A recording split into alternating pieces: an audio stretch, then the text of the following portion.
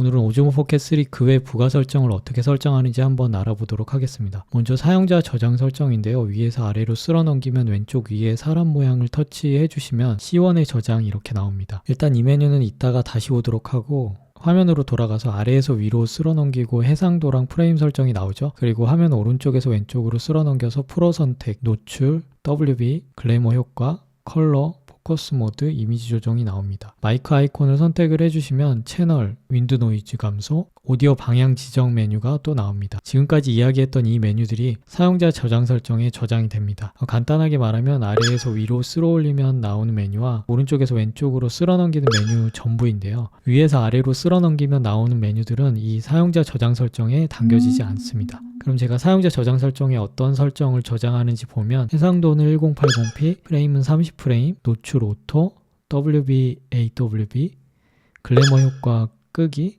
컬러 보통 10비트, 포커스 모드 연속, 이미지 조정, 선명도 0, 노이즈 감소 0. 위에서 아래로 화면 쓸어 넘기고 왼쪽 위에 사람 모양을 터치, C1 터치 확인 눌러주면 왼쪽 아래에 C1으로 카메라 아이콘 옆에 표시가 됩니다. 이러면 C1에 아까 저장한 설정들이 그대로 들어가게 되는데요. 정적인 브이로그 촬영이나 카메라를 고정해 놓고 실내에서 셀프 촬영하는 경우 괜찮다고 생각하는데요. 여기서 중요한 거는 카메라를 들고 이동하면서 여기저기 촬영하는 게 아닌 상황인데요. 30프레임의 경우 1초에 30장의 사진을 찍은 것을 연속해서 보여주는 영상이기 때문에 움직이면서 촬영한 영상의 경우 뚝뚝 끊겨서 보기 불편할 수가 있습니다. 실내에서 고정해 놓고 촬영하는 영상의 경우 뚝뚝 끊겨 보일 상황이 거의 없기 때문에 편안하게 볼 수 있거든요. 그리고 실내에서는 빛이 많이 부족하기 때문에 높은 프레임으로 촬영을 하면 초당 받아들일 수 있는 빛의 양이 적어져서 ISO를 올리게 되고 화질 저하로 영상의 품질이 나빠집니다. 낮은 프레임의 경우 같은 시간이면 빛을 더 많이 받을 수 있어서 ISO를 올릴 필요 없이 촬영을 할 수 있습니다. 두 번째 C2에 설정을 해볼 건데요. C1 상태에서 프레임만 60프레임으로 바꿔줍니다. 그 다음 위에서 아래로 쓸어 넘겨서 사용자 저장 설정에 들어간 후에 C2의 저장을 선택,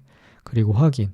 왼쪽에 카메라 모드 선택 화면에 들어가 보면 C1, C2 설정이 나란히 나와 있습니다. 이렇게 설정한 C2 설정은 주로 이동이 많은 야외에서 브이로그, 여행기 촬영에 쓰면 좋습니다. 60프레임으로 촬영하기 때문에 움직이는 영상에 잔상이 없고 또렷하게 볼 수가 있습니다. 세 번째 C3의 설정을 해보겠습니다. 위로 쓸어 올려서 4K의 24프레임 설정, 왼쪽으로 쓸어 넘겨서 노출 설정에 들어가 M모드, 셔터 스피드 60분의 1초, ISO 100 확인, 컬러 디로그 M 화면 아래로 쓸어 넘겨서 사용자 저장 설정에 들어가서 C3의 저장 확인. 이 설정은 색 보정할 때 제가 사용하는 건데요. 컬러를 디로그 M으로 바꿔주면 로그 촬영이라고 해서 더 많은 빛의 단계를 담을 수 있습니다. 이거는 촬영본 그대로를 쓰는 게 아니고 편집 프로그램에서 후보정을 해주셔야 되거든요. 자세한 후보정 방법은 영상을 따로 만들어서 위에 카드 링크 띄워드리도록 하겠습니다. 셔터 스피드를 설정한 대로 60분의 1초로 하게 되면 낮에 엄청 밝아서 찍기가 어려운데 이때 ND 필터를 붙여줘서 밝기를 낮춰주는 데 쓰고 있습니다. 영화 같은 분위기를 내기 위해 60분의 1초로 셔터 스피드를 고정해주고 있는데요. 이렇게 설정하면 자연스러운 모션 블러를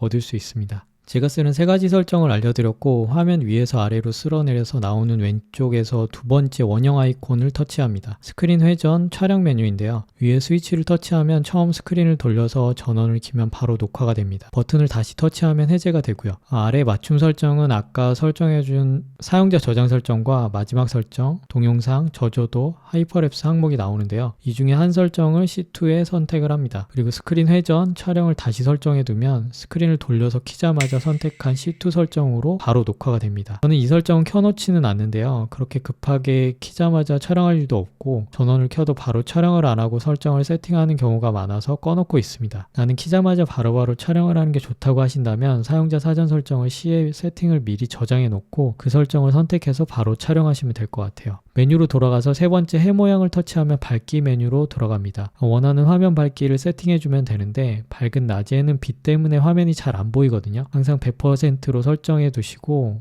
모니터링 해주시면 됩니다. 액정 화면이 2인치로 괜찮긴 하지만 밝기가 완전 날아간 부분이나 초점이 나간 부분을 확인하기 어려울 때가 있습니다. 여러 번 촬영하다 보면 이 정도면 하늘이 완전히 날아가고 있구나, 초점이 오락가락 하는구나 하는 감이 잡힙니다. 작은 화면으로 볼 때는 날아가지도 않고 초점이 오락가락 하지도 않는 것처럼 보이지만 모니터 큰 화면으로 보면 바로 티가 나기 때문에 촬영 때 확인해 주시는 게 좋아요. 네 번째 사람 모양의 메뉴를 터치해 주시면 FT 셀피 켜짐이라는 안내 메시지가 뜨고 주황 주황색으로 아이콘이 변하죠. 켜진 상태에서 셀피로 화면을 돌리면 얼굴에 바로 페이스 트래킹이 됩니다. 셀피로만 영상을 찍으시는 분들한테는 괜찮은데 회전 속도를 느림으로 설정을 하면 스무스하게 따라가면서 움직이니까 한번 설정하고 찍어보세요. 5번째, 육각형 모양의 메뉴를 터치해 주시면 설정 메뉴가 나옵니다. 짐벌 시작 방향 터치를 해주면 전방, 후방, 마지막 설정 이렇게 나오는데 메뉴명 그대로 전원을 켰을 때 짐벌의 방향을 설정을 해주는 겁니다. 셀피로 자주 찍는다면 후방으로 설정하는 게 좋겠죠. 전 마지막 설정으로 체크 후 사용하고 있습니다. 다음 설정은 스크린 회전에 전원 끄기, 바로 2초 사용 안함. 세로 촬영을 많이 하신다면 사용 안함으로 체크 후에 메뉴에서 세로로 설정하시고 화면을 돌리면 꽉 찬 세로 화면으로 촬영하실 수 있습니다. 전원을 끌 때는 녹화 버튼을 꾹 누르시면 됩니다. 2초로 설정하고 스크린을 회전하면 바로 꺼지는 게 아니라 2초 카운트 후 전원이 꺼집니다. 이때 계속을 누르면 꺼지진 않는데요. 가로로 거의 많이 찍지만 가끔 세로로 영상을 찍는다면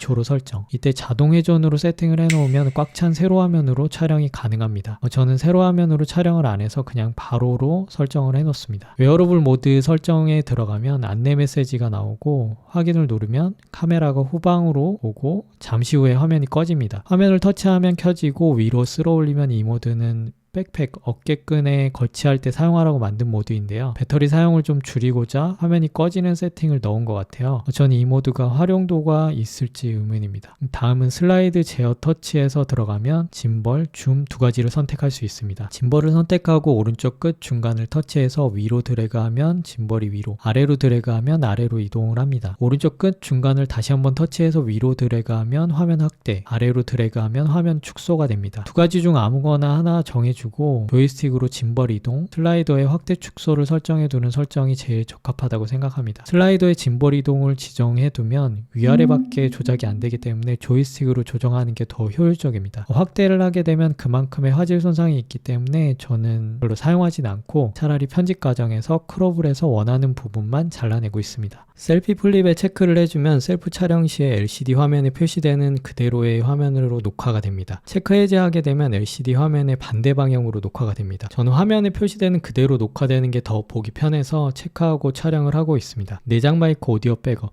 이 설정은 외부 마이크로 녹음할 때 오즈모 포켓 3로 수음된 음성 녹음 파일을 따로 만들어주는 설정입니다. 외부 마이크를 사용하지 않으면 굳이 체크해서 따로 저장할 필요가 없습니다. 짐벌 캘리브레이션. 오즈모 포켓 3를 평평한 곳에 놓고 확인을 누르면 근처에 자기 간섭이나 사람의 실수로 인한 짐벌 드리프트를 수정합니다. 가끔 시간 날 때마다 한 번씩 해주면 좋습니다. 조이스틱 속도에 들어가면 줌, 짐벌 이동 때 속도를 지정할 수 있습니다. 저는 최대 7로 둘 다 설정을 해놓는데 그래야 급한 상황에서 빠른 구도 설정이 가능합니다. 1로 설정해 놓고 녹화 버튼을 누른 후에 양옆이나 아래 위로 조이스틱을 조작해서 느낌 있는 샷을 연출할 수도 있습니다. 동영상 압축 효율성 HEVC로 된 것은 고효율의 비디오 코덱으로 용량이 큰 영상을 높은 압축률로 용량을 줄여서 저장하는 기술입니다. 아래 H.264에 비해서 압축 효율성이 최대 50%로 향상됩니다. HEVC로 선택해서 저장하는 것을 추천드리고 윈도우의 경우 이 파일이 호환이 안 될 수가 있는데 코덱을 설치해서 사용하시면 됩니다. 알림음, 설정값을 변경할 때나 녹화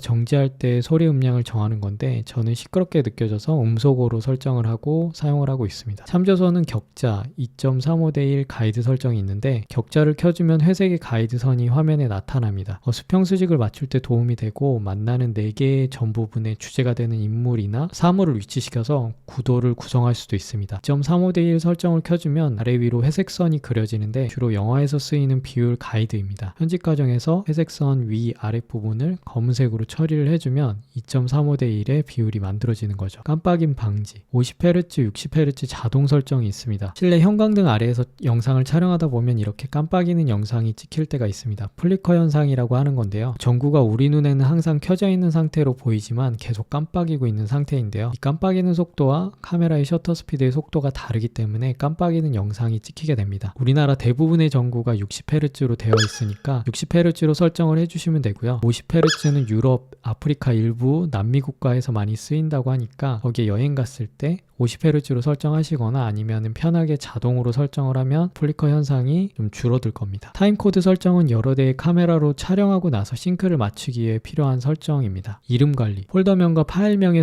뒷자리 숫자, 알파벳을 수정할 수 있습니다. 굳이 설정할 필요는 없을 것 같아요. 촬영한 파일명이 많이 긴데 짧게 수정할 수 있는 메뉴가 있었으면 좋겠습니다. 촬영 시 스크린 끄기, 사용 안 함으로 체크하면 녹화 중에 화면을 계속 켜놓고 있습니다. 시간을 선택하면 그 시간 이후에 화면이 꺼지고요. 밖에서 촬영하는데 화면이 켜져 있으면 아무래도 사람들이 의식될 수가 있잖아요. 민망하지 않게 3초로 설정해 놓는 것도 괜찮을 것 같습니다. 자동 꺼짐은 동작이 없을 때 자동으로 꺼지는 시간을 설정을 할 수가 있습니다. 시간을 짧게 할수록 불필요하게 낭비되는 배터리를 아낄 수 있겠죠.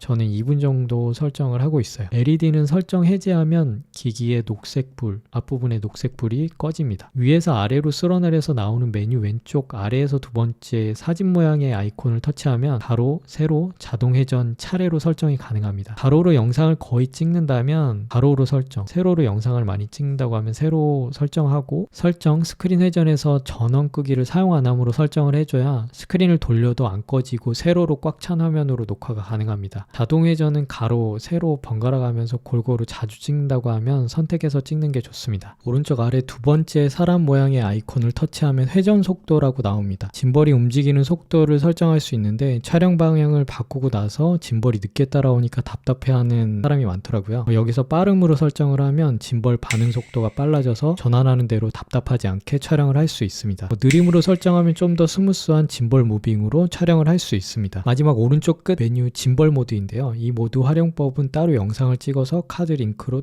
띄워드리겠습니다. 화면 중간 왼쪽을 눌러주면 메뉴가 또 하나 나오죠. 얼굴 자동 감지랑 다이내믹 프레임은 솔직히 왜 이렇게 따로 메뉴가 있는지 잘 모르겠거든요. 얼굴 자동 감지는 중앙 프레임 내에 얼굴이 있으면 자동 추적하는 기능이라고 하는데 셀피 켜진 메뉴를 켜고 하면 바로 얼굴 트래킹이 돼서 따라다니게 설정을 할 수 있잖아요. 그냥 얼굴 더블 터치해도 되고 쓸데없는 메뉴 같습니다. 아래 다이나믹 프레임도 더블 터치해서 트래킹을 걸어주고 조이스틱으로 앵글 조정해서 구도 잡아주면 이 기능이 되거든요. 굳이 들어가서 여러 개 설정 후에 찍는 것보다 이렇게 하는 게 더 간편할 것 같습니다. 오늘은 긴 시간 동안 그 외 부가 메뉴 설정에 대해서 알아봤고요. 다음 영상에서는 짐벌 모드 상황에 따른 설정법에 대해서 알려드리도록 하겠습니다.